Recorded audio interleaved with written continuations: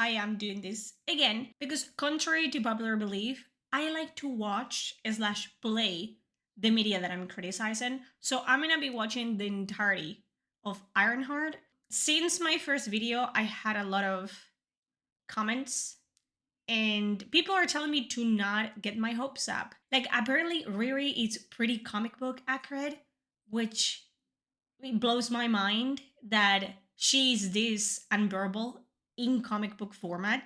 Like, I really thought they had made the character worse, which often happens in Marvel movies. Like, they just take a very good character from a comic book and they just strip everything that made it interesting and put it in a movie or a show. Apparently, this is as accurate of a comic book adaptation of a character that we're probably ever gonna get on Marvel, and they picked Riri Williams. Let that sink in. Like, they could have changed her. They changed every other character. They didn't change her. They kept her as fucking annoying as she was originally. But let's just watch this. Let's do it. Zero tolerance policy on plagiarism. You're expelling me? Immediately. I love that this entire show rides on the premise that she's constantly, like, Riri is constantly telling the audience, I need money, I need resources, when she had resources in MIT. She was an MIT student. Not everyone can be an MIT student, okay? So she had privilege on top of privilege on top of privilege. And let me remind you, she was not expelled for racism or sexism. She was expelled because she was selling, like, work. She was selling homework, she was selling thesis to people in MIT and multiple other schools. So she did this to herself. And the show is constantly trying to make us believe like the world is against her when Riri's number one enemy is Riri. So last where we left off, it's right here. Natalie is now the AI. But I want to know, are we gonna see how she was created? Or is this gonna be magic? How do you even begin to code an AI into resembling and talking like your dead best friend unconsciously? I do hope that they explain this at length because it would have been such a pivotal moment to see how Riri creates like this hyper realistic AI, something that not even Tony Stark has ever done before. Like, this could really be the moment that sets her apart as a character. If I wasn't real, could I do this? Okay. Well, what is real? Oh, yes! So she doesn't Get out of here. know that she's not real. What I'm not understanding is, like, this is an AI. How does she have access to Natalie's personality and Natalie's memories? If this is a connection from Riri to the computer and the computer is like, oh, like Natalie would only know about Natalie as much as Riri knows about Natalie, but it wouldn't know everything. And it's acting like a ghost, like it's acting like Natalie. It's not acting like an AI pretending to be Natalie or having Natalie's likeness. This is a very like complex thing to achieve. And the fact that it's not being explained, I hope that it's please explain it. This is such a small reaction to, after 5 years, seeing your dead best friend straight up talking to you and telling you, I'm your AI now.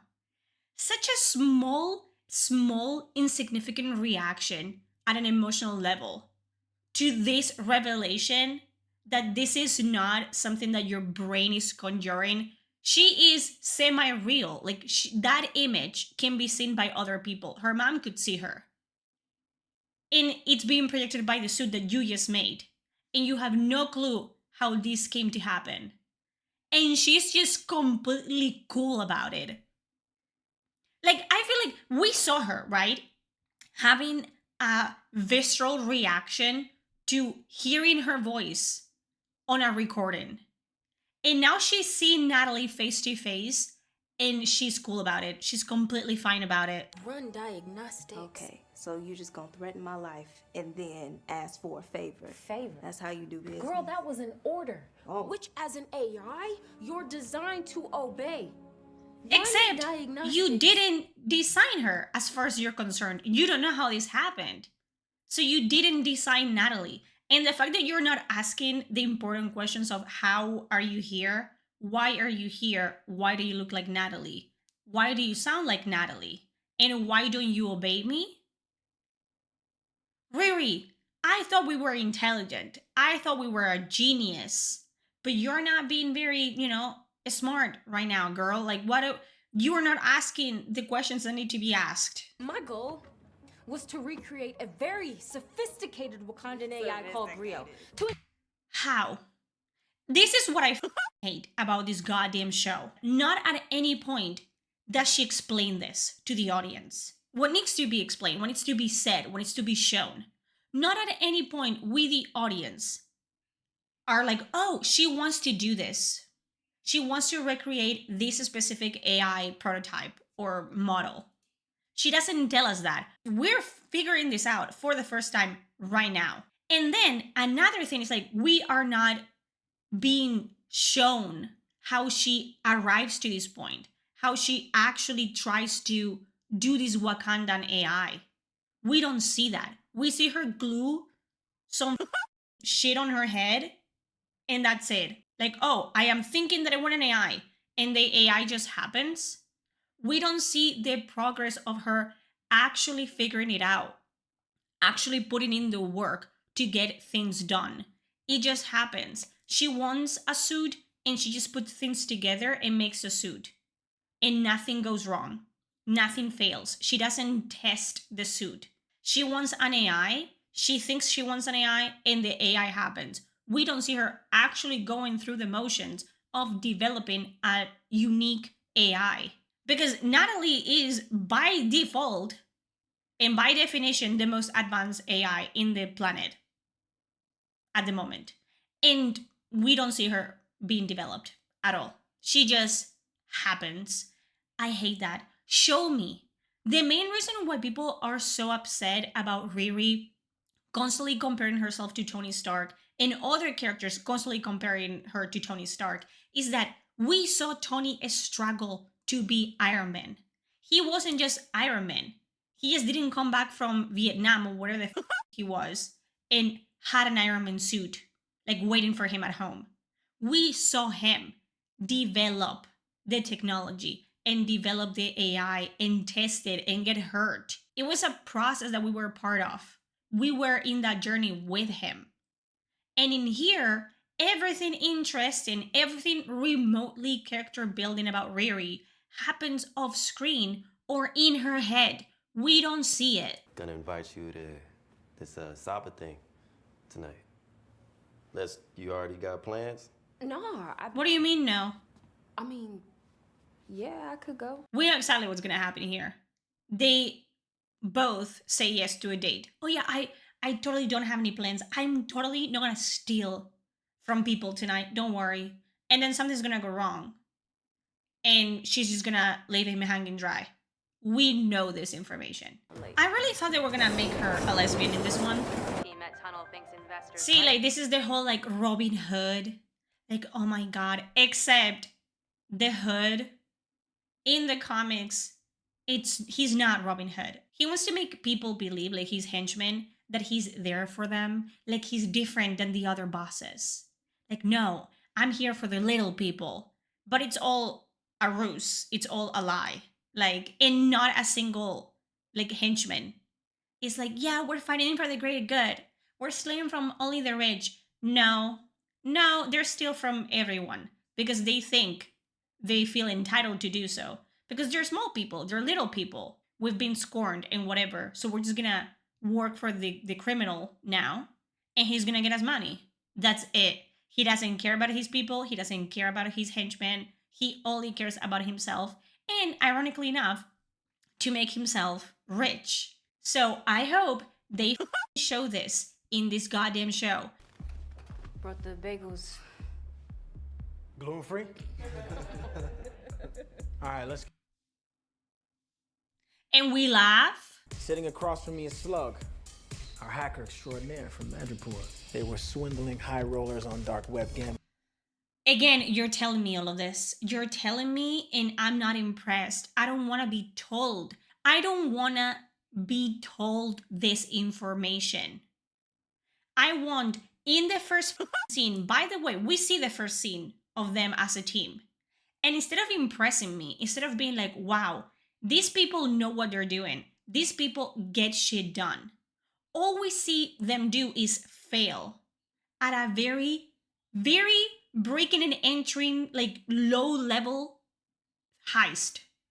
And you're expecting me to believe that these people are the best of the best and then can pull off bigger, better jobs? Because I don't believe that for a second. Because you have already established in the previous episode that they're useless as a team. So this means nothing. That's why writing and storytelling and story beats are so important. Because this should have happened way before. This should have happened in episode 1. This introduction of characters. But what you did was the opposite. You showed me that they're completely the opposite of what you showed me in episode 1. So now there's a disconnect and I don't believe that they're good at their jobs.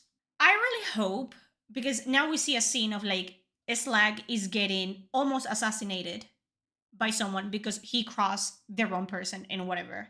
And then magically out of, the woodwork, here comes the hood and the Mexican guy with tattoos to save the day. So I'm really hoping that this is all building up to the hood literally planned all of this to make them believe that he saved them, although he was orchestrating everything from behind the scenes.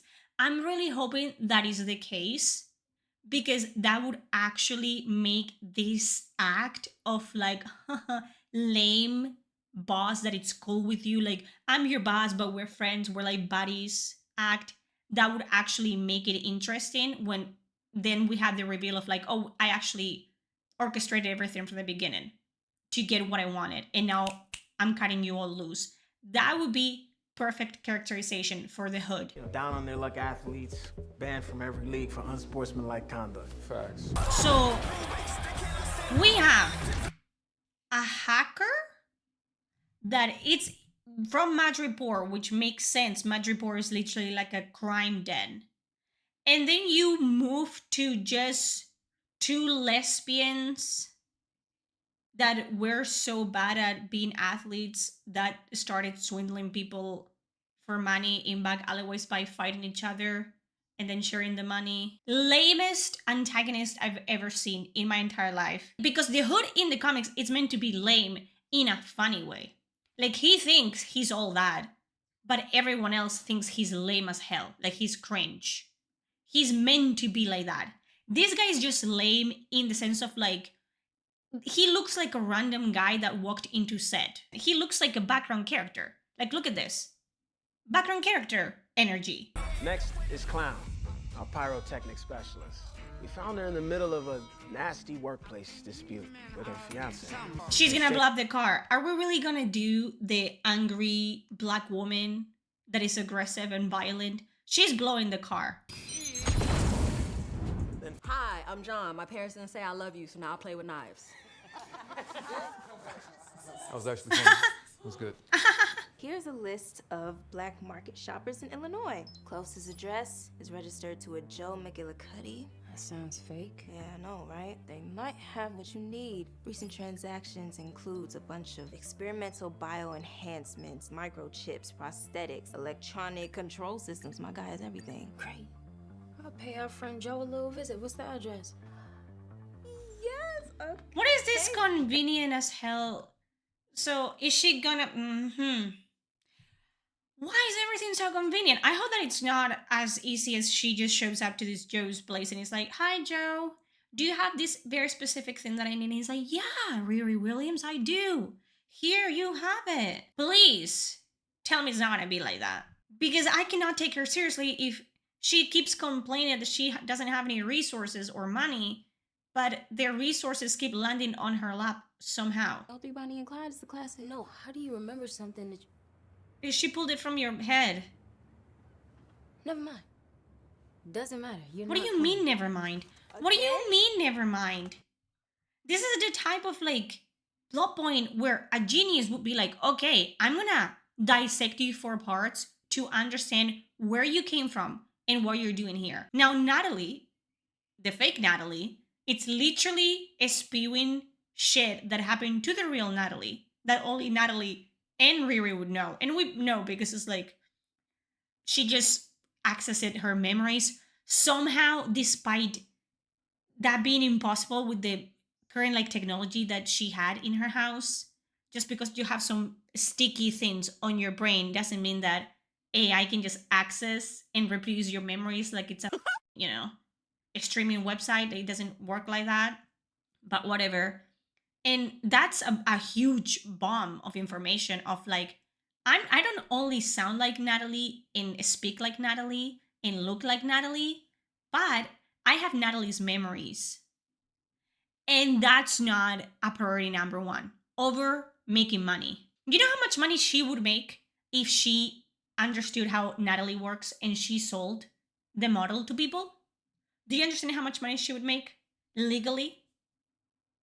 But we're not here to do things legally, are we? You know how many videos and photos would be instantly on social media of Riri Williams, who has been on the news before, just walking around with an Iron Man suit? Who directed this shit? Gosh, Joe, I would, but the grass over there is just so dry, and well, Lucky can't go on dry What grass. is Sensitive going on paws. here? Oh, I'm sorry to hear that. Oh, light bulb. Yeah. How about you just pick up after her then? Does that work? All out of poop bags, Joe. Oh, you didn't check. No, no. I'll take care of it next time. See you later, Joe. What was that entire scene? I don't get a scene of Natalie developing herself or making herself. I don't get a scene of that. I don't get a scene that it's slightly interesting, but I get a scene of a dog shitting and Joe bickering with a Karen. Here before me and forgot to change his address on the black market. I hate this show. Please, please, what are we doing, Marvel? What is this writing? Look at me. There's no way I can survive prison. Have you seen Orange is the New Black? They'll eat me alive. Listen. I hate this. Scam. He has two separate live, laugh, love stuff in his living room alone. What is this scene? My coworker Frank tricked me into doctoring a report for a client, and now he hangs that violation over my head, which is ironic, by the way, because we're tech ethicists. Joe, you gotta demand respect. Right. Well, that's easy for you to say. You have a menacing iron suit. People have no choice but to respect you. Bruh, you were born with that kind. What is this scene? What is this scene? Where is this coming from? Why are we besties? Why are we buddy buddies? Why are we telling each other our deepest, darkest secrets? And why is this all gonna amount and boil down to racism? You got that kind of privilege because you're white and a man. I don't have that.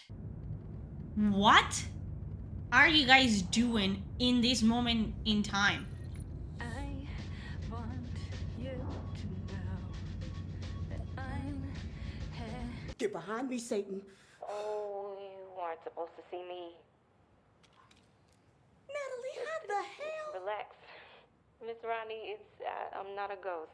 I'm just an AI coming from that little projector you got over there. Oh, word? Word. Riri made you? Yeah. Well, I shade in. Oh, Shay. Yeah, that's totally okay. My grieving daughter making an AI that sounds and looks like her dead best friend. Completely normal. That's great. Oh, you had me worried for a second there when I thought you were a ghost, but now that's so much better. I hate the show. Get your shit straight. This show is gonna be like what, like 7 episodes long? Something like that. And I don't get the scenes that I want to get. But you give me long ass shots of them in a car driving from point A to point B when that could have been done in a transition. And then scenes that shouldn't be done in transitions and shouldn't happen off camera happen off camera. Oh, like kill? You think I'm gonna kill you? I hope so. He's such a plot device, it's not even funny. Because now, and I said, please Marvel, do not create a character that it's gonna be like a get out of jail card for Riri. In the sense of like, oh, I need this, that it's very hard to obtain. And instead of putting in the work and actually putting herself in danger to acquire that specific item that she needs, everything is handed to her. She just happens to find the least intimidating black market dealer in the history of mankind. And now everything is once again falling on her lap. And I'm supposed to believe that she's struggling for anything in her life. This is wild. A third live, laugh, love. And then there's a fourth. If that is not something that is spoken about of how and why he has 50,000 signs both in his house and in his secret bunker that say live, laugh, love, I will. Well, if not to help people, why would you build the suit? Because I could. But we literally know that that's not the truth, because she's been very forthcoming about the fact that she built the suit because Natalie and her stepdad died and they didn't get help in time. So she wants to use the suit so people can get help in time. So we know the real reason. And again, this entire scene of her being like, I did it just because I could, would be much more grounded and powerful if we didn't know the real reason already. Like, if you make her unlikable on purpose, and then you start to unravel her little by little, and we start seeing glimpses of the real Riri. But we already know this information. So she's just being unlikable for the sake of being unlikable, which makes her a bad character. I mean, you even sound just like her. Riri's really outdone herself. Why would you be proud of this? If I was Riri's mother, right? And I know she has been acting out and really struggling since Natalie's death. Like, she's not okay. Anyone with two eyeballs can see that Riri's not okay about Natalie passing away. And this big reveal of my genius daughter has recreated her dead best friend from scratch as her AI. I would be very concerned for my daughter's mental well-being, because that's not the action of someone that is mentally well, to recreate her dead best friend as an AI. That's something that would put my daughter in creepy sock jail. What would you say if someone were to hypothetically create AI using brain scanning technology on themselves? I love the brain scanning technology. It's just two stickers on your forehead. Girl, please actually develop this. Actually, Marvel, sit down and develop this brain reading technology, because it's literally in universe, like world breaking. Like, that would be insane if someone can just think an AI into existence. And she did it off screen with brain technology that we are not even privy to. We don't even get that explained to us. It's not developed. It's so bad. They show so much fluff and weird and ridiculous and downright things that shouldn't be in the show to begin with. And then the interesting bits are not shown. And you know why? Because you can only make a character as intelligent as you, the author, are. You cannot make a character more intelligent than you are, because it's gonna show.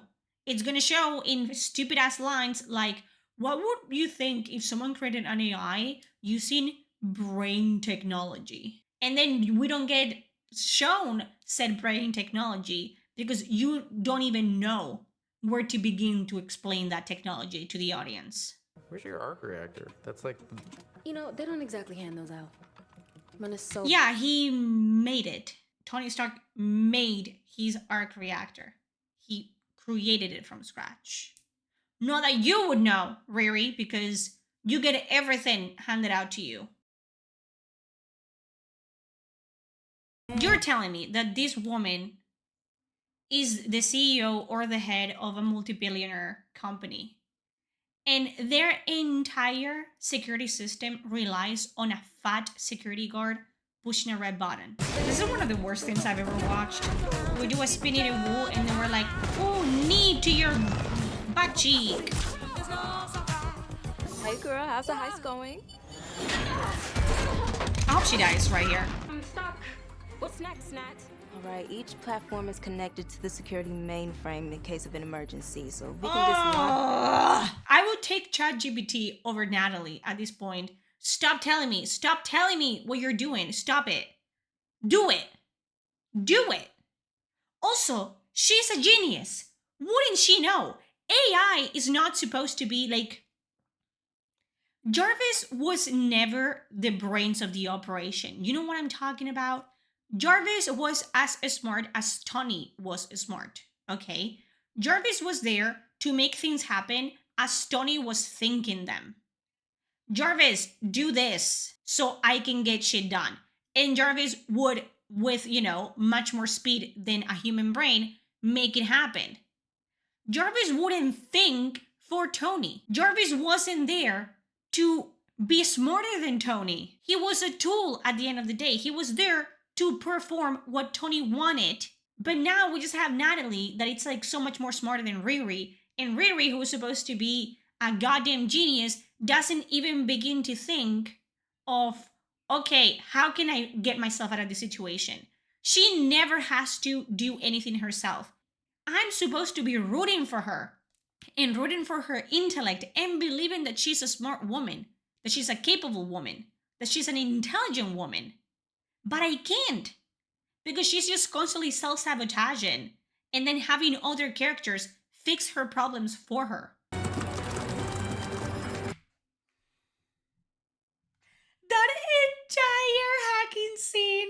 Just look at his fingers on the keyboard.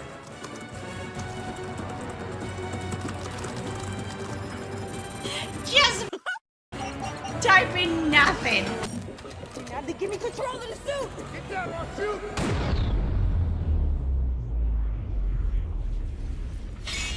There we go. So we see some magic here. Okay? We're just complicit for murder. Good job, Riri.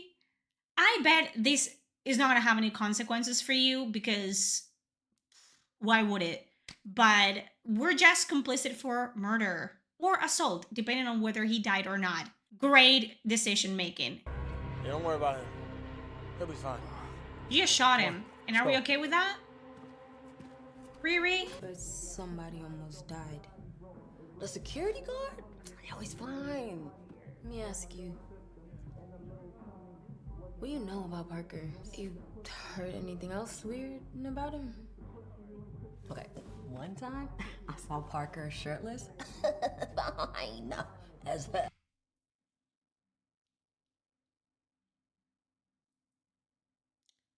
Terrible show. Terrible writing. Terrible everything. You know, you ask a lot of questions, Riri. Sometimes it's better just to keep them to yourself, you know? This might be the prettiest group of washed-up criminals I ever saw. Are we looking at the same thing? Are we straight up lying now? You've lived your lives waiting to be seen. Waiting to be acknowledged for your great... Such a... I get it, right? I get it. Like, this is what he does in the comics as well. He appeals to, like, we are family. I'm gonna treat you different than the other bosses you've ever had. But it's over the top. Like, people that have, like, 1-digit IQ are like, yeah, boss, you're the best. And then people like Hawkeye and people that, that are normal, they're like, he's full of shit. I can tell you that he's full of shit because I know what his character in the comic book is like. And you're supposed to know that he's full of shit because that's his whole characterization. That's his whole thing. He thinks, that he's better than everyone else. He thinks he deserves to be better than everyone else. And everyone under him, he just surrounds himself with stupid ass people to make himself feel better and more intelligent. He's gonna betray them. We know this information. Right now, I need to talk to you about Parker. Earlier today, by the tunnel, I sensed some crazy energy radiating off Parker. I tried to analyze it, but I couldn't. I don't know what it is, but it ain't from around here. So, you were asking about Parker. And you were asking about his motivations and what people knew about him 10 minutes ago. And now all of a sudden you're over that? He almost cried when he gave that little speech before. So I think he's a good guy. Sure, maybe, he's a demon or he has a deal with a demon from hell. But I think we're good. I think he's not a bad guy, dude. Priorities go like this every 2 seconds. There's no consequences for her actions at all. I really thought they were gonna have a moment of tension where she's so caught up in her new crew that she forgets about her old friends. Nope. Nothing. There's no consequences for her actions ever. It's like you brought back her entire soul. And she that's has the not same mannerisms, same a voice, red flag. same smile. That's not concerning. One of Gary.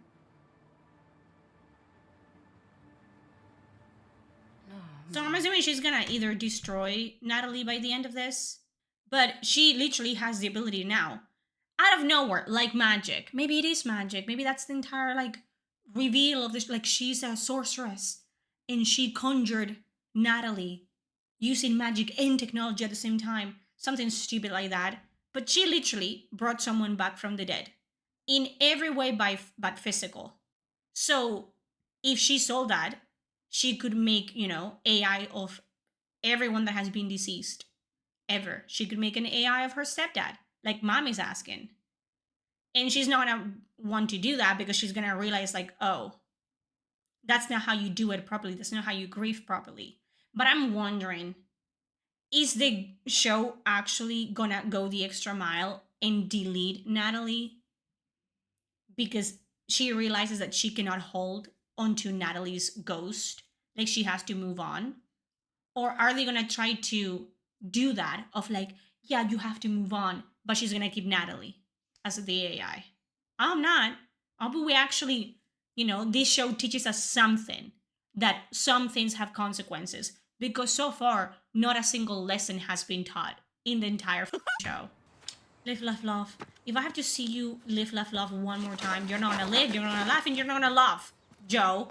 I'm telling you right now, this is the second time they have made me look at shit, at dog shit, this episode. Look at it. They wanted you to see this. Look at it.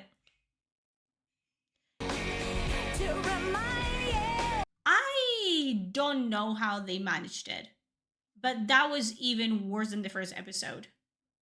And I keep hearing people say, oh, you haven't watched the entirety of it. You haven't watched the 3 episodes. It gets better. It picks up.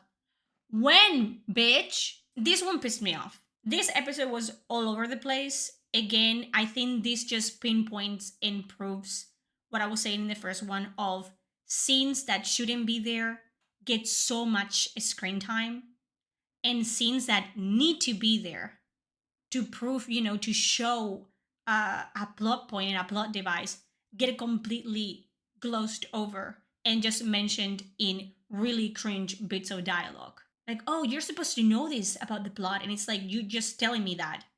You didn't show me anything. You didn't show me any signs that I could put together to believe that this is a plot point now that we're talking about. Their writing, it's the worst offender in my opinion, but I am biased because I'm a writer myself, and it's just all over the place. It's Marvel writing 1000. The acting is not it. No one is selling me in this. There's not a single character or plot device that I'm invested in to keep at it with this show. I am gonna keep at it because I'm a masochist at heart, but it's terrible. And again, I cannot in good conscience recommend this to anyone. I think I gave episode 1 a 4 out of 10. I'm gonna give this a 3 out of 10. This one pissed me off. This one was hard to watch. And the only reason I'm sitting here and watching it, it's because I'm doing a review on it. Otherwise, I would not be here. I would be doing anything else. Watching grass grow would be more interesting than watching this show at this point. It's a show that shouldn't have been made, or it should have been cooking for way longer than it cooked. Because so far, all the criticism, like constructive criticism, that I've heard about this show is warranted. All of it. And I don't think people like me, people that are Marvel fans and have been for a very long time, want to see Marvel boiled down and diluted to this. This is Disney Channel slop. Like, this is not good for nobody. This is not good representation. This is not good comic book representation. This is not good Marvel representation. This is just a mix of everything people have been complaining about Marvel into one condensed show. And I hope that they listen to reason and they listen to criticism and they learn from their mistakes, because this is not it.